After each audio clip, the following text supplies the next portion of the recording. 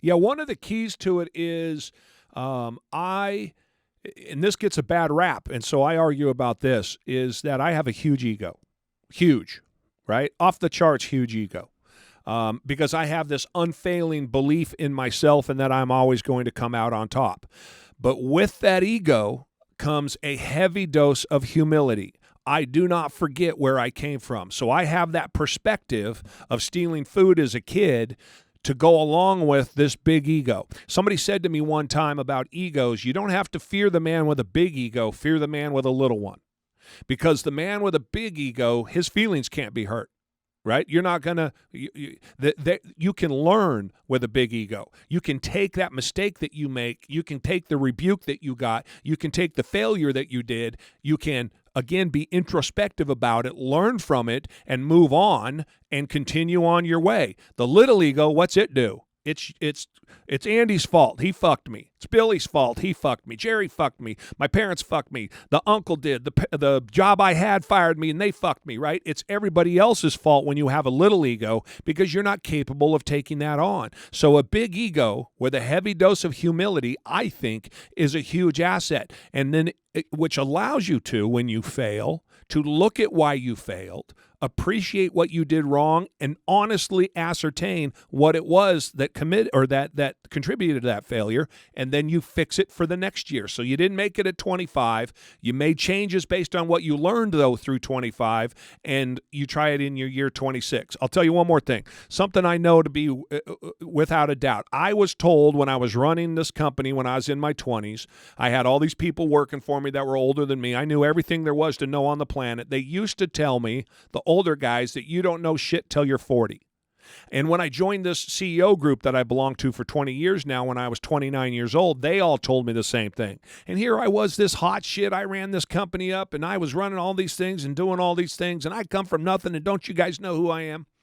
Tell me I don't know from 40. Fuck, I've been there. I've done that. And dude said, you don't know shit till you're 40. Andy, let me give you one piece of advice. One thing I know to be 100% true.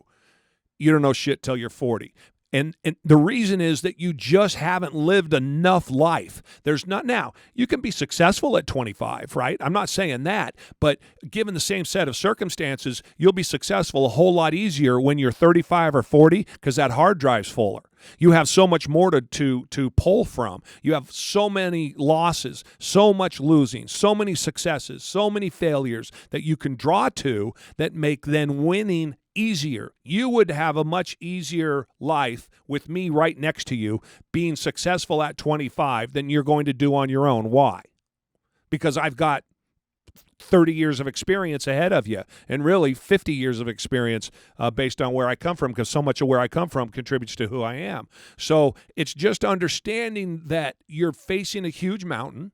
If you don't make it, it's not the end of the world. Just because the guy that owns Twitter or Facebook or YouTube is a billionaire doesn't mean that you're going to be. Understand that those guys are unicorns. They don't exist. And most everybody that has what you want worked 20 or 30 years, 15 hours a day, grinding it out, risking everything in order to try to make it happen. If you beat that, good for you. More power to you. And guys like me will support you 100%, but we'll also be the ones on the other side that say, hey, man, your fucking head's out of whack. You're not thinking about this straight. 25 years old and you only made $100,000, you pussy, that's $100,000. Fuck, what's the matter with that? That's good.